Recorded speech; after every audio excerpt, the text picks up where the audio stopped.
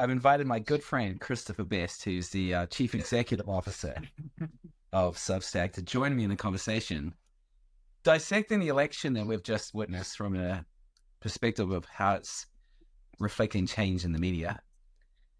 And I think Substack has a role to play in that. But we want to first start off by talking about a couple of other major players. Because what I think is that we've seen this election sort of put an exclamation point on the decreasing relevance of the legacy media and amplify or help the ascendance of other platforms that are stepping in to fill the attention that those other media institutions once filled. So, Chris, I want to start off by talking about Polymarket, which is a prediction market. People can place bets on things that they think are going to happen. And I know you've been paying really close attention to Polymarket.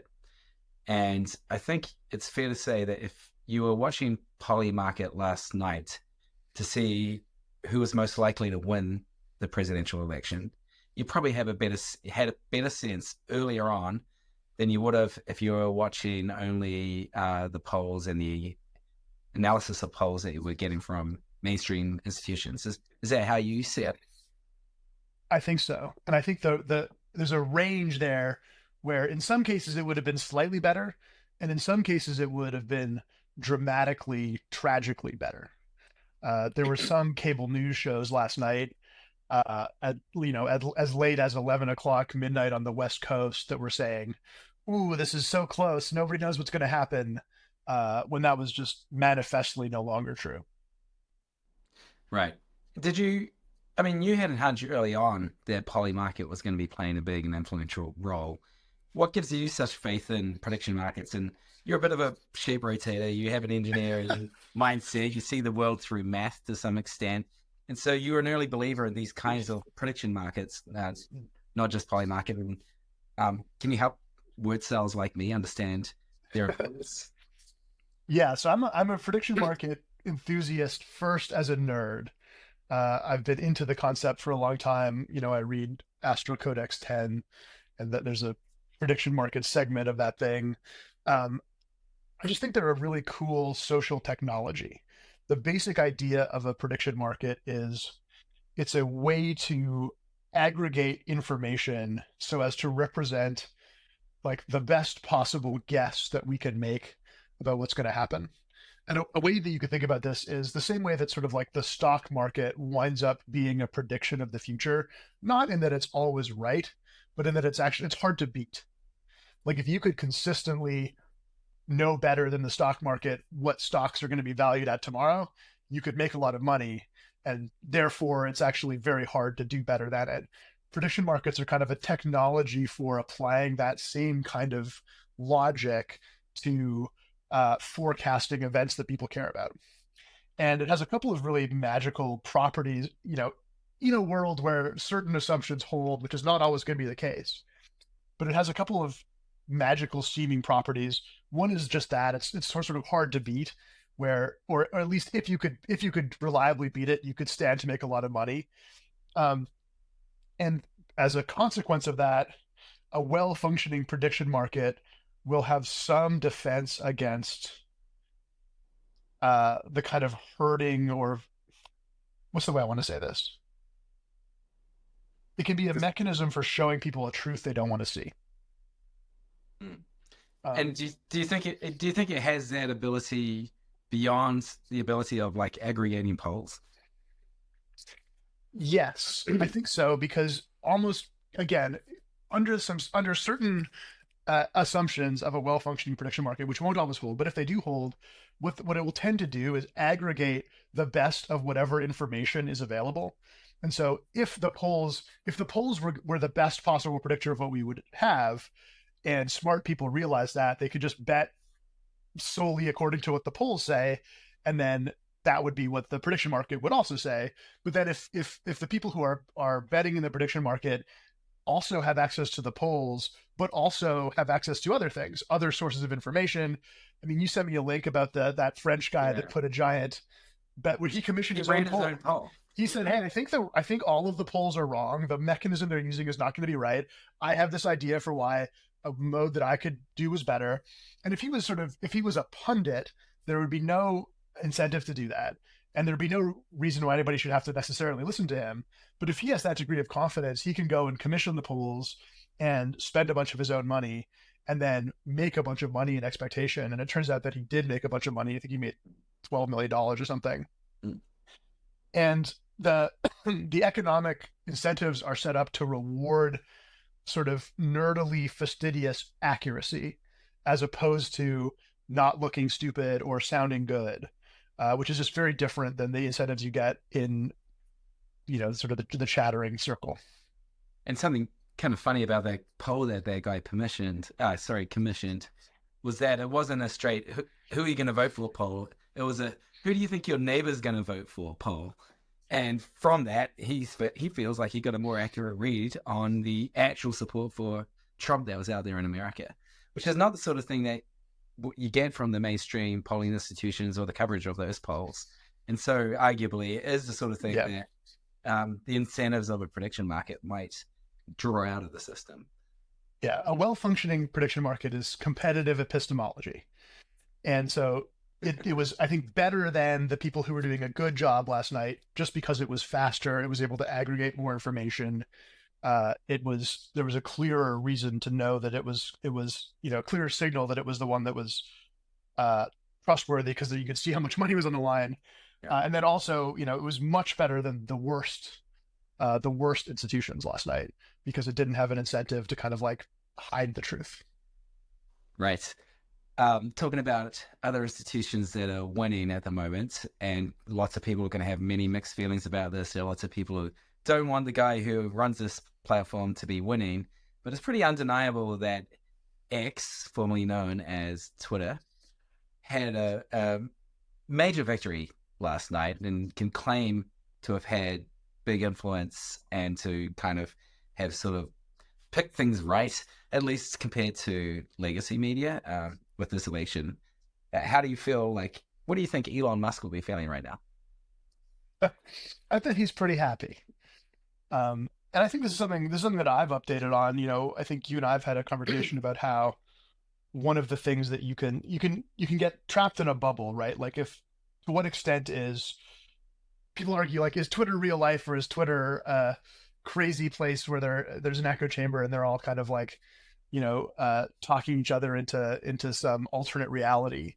And I think, at least over the last 24 hours, it's come out that the alternate reality that everybody on Twitter was living in was closer to the ground level reality than the media reality that other people were living in.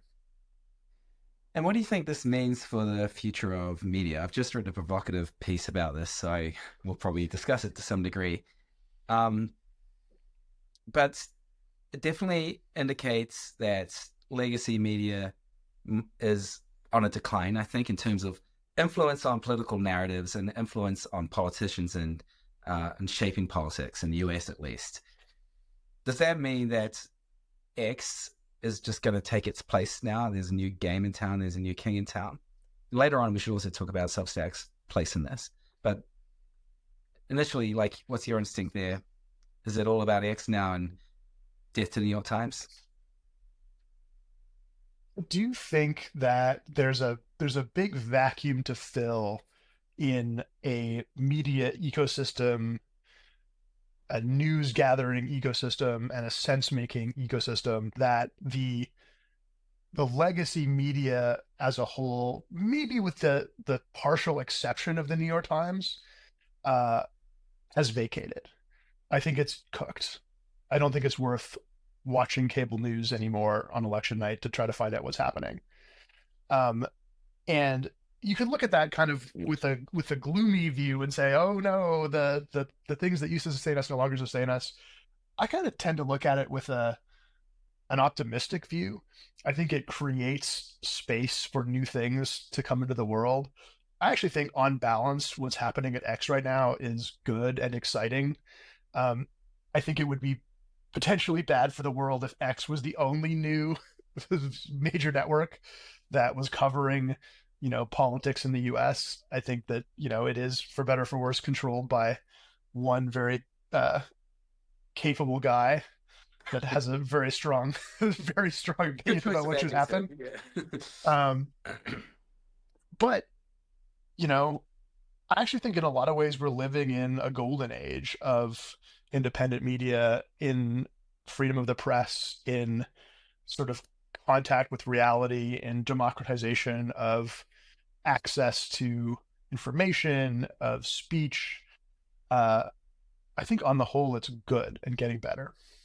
It does seem to me, though, that we're in a transitional phase still. I don't think that the model that X is running is the be all and end all. It is the thing that frees humanity fully.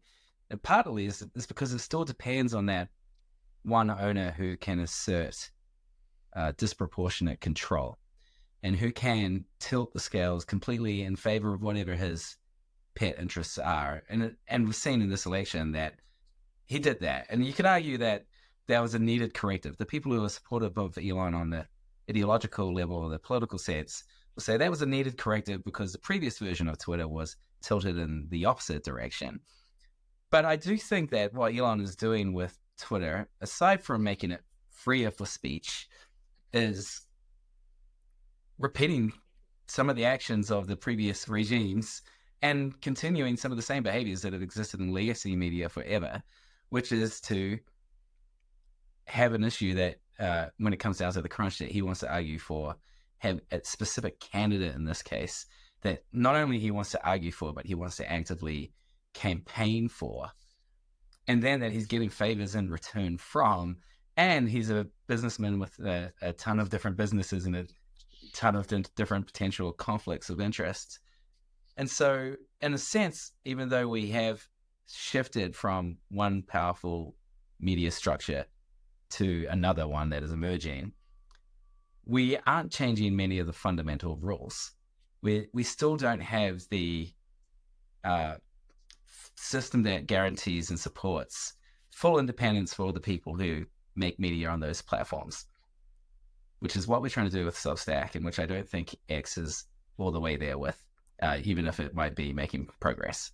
What do you think of that? Yeah. I mean, I do think it's making commendable progress.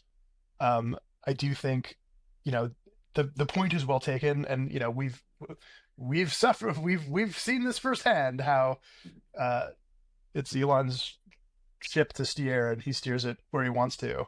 I do think credit where credit is due. He's done mostly, I think, a pretty good job of that, with the a couple of small exceptions, like the giant Substack purge of a year and a half ago. But your point is well taken, that it's sort of like it depends on him suffering that to continue. And there's moments of, like, we watched with some interest with the saga of banning and then under some duress unbanning Ken Klippenstein. Right. I think there's sort of no guarantee that there's no technological or business guarantee that commitment to freedom of speech and an open platform continues. I think the guarantee is kind of like, does he continue to live up to that? And one of the things that will help guarantee that, I think, is putting outside pressure on that, having it not be the only game in town, having it not be the only place that things are argued. So how do we make sure as Substack that X is not going to be the only game in town? I think we're doing the right things. I think one thing that I think X still hasn't totally cracked, although they're making progress on, is the monetization. I see interesting rumblings of, like, enormous payouts to accounts that are, in my experience, all on the same tribe politically. So there is sort of like some greater monetization thing there, but which is, just to explain it to the people who are not fully aware, is like, if you get good engagement on your posts on Twitter, you'll get a share of the advertising revenue that is generated from your posting. And so it has actually encouraged a lot of bad engagement farming type of behavior, but they seem to be iterating to try and clean that up. And one of the things I've done recently is make it so that you get more pay when your stuff is engaged with by people who with credible accounts or with verified accounts. Yeah. Yeah, I think the big difference that you have on Substack is that on Substack you have a direct relationship with your audience, which means you have email lists of people that you could take with you if you decide to leave, and people are deciding to support you directly. And so there's a level of uh, predictability to that income and that level of access. And there's sort of like an actual closeness there that comes from, on Substack, you're subscribing to somebody. You're not subscribing to the platform. And it means that if you can have a degree you're supporting someone directly. You're not hoping that support will be mediated through an advertiser and then passed down through a different mediator, the platform, to eventually the creator. Yeah, you can have a degree of independence, including financial independence. That isn't the case when you're kind of trying to like please an algorithm every week or every day. And I think you asked, what can we do to sort of make that as good as possible? I think it's incumbent on us to make sure that that economic engine that we are creating can make as much money or more, like ideally much more money for creators, not necessarily for the platform, but for writers and creators than the other model. I think one of the things that is true is that the combined sort of like advertising and centralized subscription model in terms of raw dollars is very effective. You can see that with YouTube. YouTube has become kind of like a tremendous moneymaker, but it's not necessarily the case that makes more money or gives more independence to the people making the thing. And I think that's what we have to do. Yeah. It's been a pretty big couple of days for Substack on the platform. You talked about these different types of institutions, and one of them is the sense-making institution, where we're hitting record highs in terms of number of people using the app, number of people engaging with stuff, and we've read a bunch of like thoughtful commentary that just doesn't exist in other places. How do you think this model is doing on the support the sense-making institutions front, and how far can that go? I think it's pretty good. I mean, my scorekeeping is sort of election day was Polymarket day. Like we at the Substack office, we had Polymarket and various streams and like various Substack chats and Substack things up on the screens. And the way I might put this crudely is if you wanted to know what the fuck is happening, Polymarket was the best. But if you're waking up today and you want to know what the fuck just happened, Substack is the best. If you're kind of trying to like, you think we should change it to that? Do you think that should be our tagline in the App Store? Substack, what the fuck just happened? What the fuck just happened? I think they might drive a few downloads. That would work for a bit. Yeah, I do think that kind of like, how do we make sense of this? What is the story we're telling about what's happening? Is the place where the Substack model, this idea that I have trusted voices that I choose for myself, that I support directly, that I can like filter my reality through and play kind of this collective sense-making game. I think that's where the Substack model really shines. I'm feeling that today. And in fact, our numbers today are much higher than they were yesterday. Yeah, it's a little bit of a new scoop for anyone who's still tuned in. All right. Well, any closing thoughts? What do you think of all this? You've been asking me questions. What do you think? What do I think? I think I found the best experience of following the election to be through following it on Substack. That means in the way that people have engaged in short form and casual content. That means in reading the opinion pieces and analysis that people have been publishing as long form posts. I do go to X still and I mess around, and I kind of consider it a big chaotic type of clown show, which is not valueless. Like, that's kind of fun. And there's some meaning to be drawn out of the mess, but it's, for me, sort of distraction and not meaning. The meaning is to be found on Substack.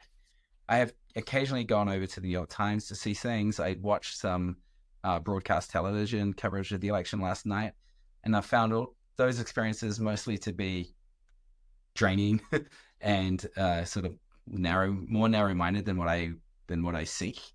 And so I do think that we're gonna to the future. By the time the next election rolls around, I actually think Substack is going to be a much greater force than it is today. I think we're an important force. This platform is a big role player. But at the moment, Elon Musk is the attention bandit, and X is where a lot of the fevered chaos that draws people in is happening. And then Polymarket took the place of watching the election models or the polls update.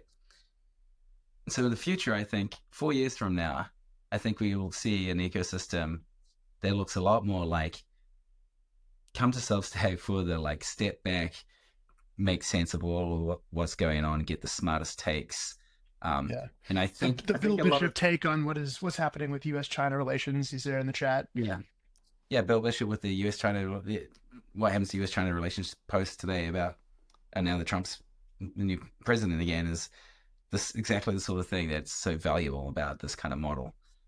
And I think a lot of the short form stuff as the feed on the Substack homepage gets more and more people and then gets more and more valuable, has been happening recently.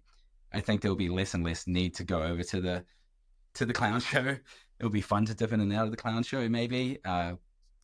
But I can see a future in which the smartest people, the smartest minds, will just be on Substack. There won't be any need to go to other places except for pure prurient entertainment value.